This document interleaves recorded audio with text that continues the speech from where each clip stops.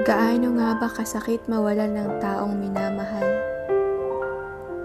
Kapag nauna sila ng hindi inaasahan, yung di mo aakalain, pero sa isang iglap, kinuha na sila ng Diyos mula sa atin.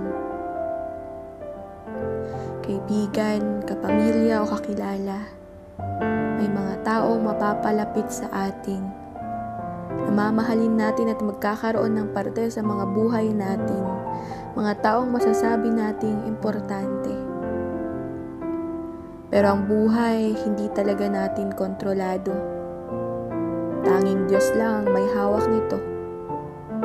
Kaya kapag dumating yung araw na ayaw naman natin, maiiwan tayong nasasaktan at nagtatanong.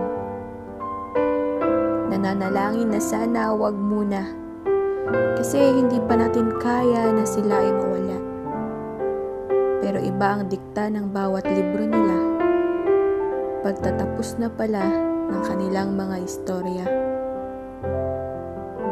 Ang buhay natin sa daigdig na ito ay pahiram lang sa atin ng Diyos. At kapag dumating na yung panahon na babawiin niya, wala na tayong magagawa pa. Masakit, malungkot at sadyang nakakapanlumo. Yung sakit na hindi mawala-wala at mga luhang di matapos sa pagtulo. Pagsariwa sa mga alaalang naiwan nila at pagbigkas ng pasasalamat sa buhay na kanilang ibinahagi sa bawat isa. Tayo ang nabubuhay, kaya marapat na tayo ang magpatuloy. Isama natin ang kanilang mga alaala sa bawat araw, ipagpasalamat ang panahong nakasama natin sila at mahalin natin ang ating mga sarili dahil tiyak, yun rin ang nais nila. Sa iyong pagpanaw, kami ay nangungulila. Sa iyong pagpanaw, kami ay naglulumbay. Sa iyong pagpanaw, kami ay nagduluksa. Sa iyong pagpanaw, kami ay hindi pa handa. Sa iyong pagpanaw, nag-iwan ka ng malaking puwang. Magiging mahirap na muli ay bumangon ngayong wala ka na. Ang mga nakasanayan ay tiyak na magbabago at matatagalan bago mawala ang sakit na nadarama.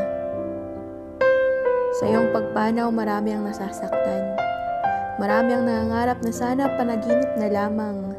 Na sana ang lahat ng ito ay hindi katotohanan at sa pagmulat ay ngiti mo ang masisilayan.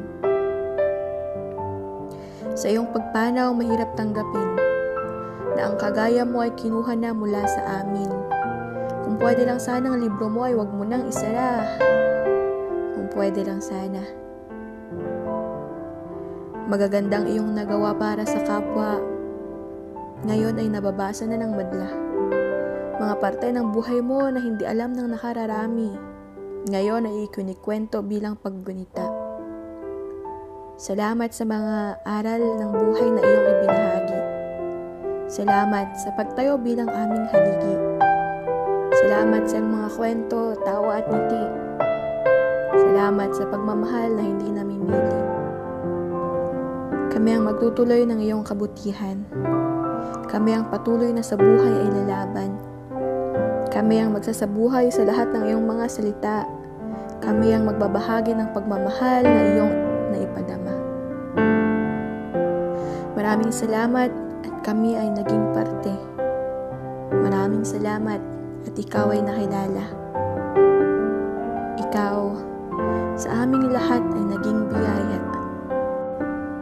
Kaya maraming salamat.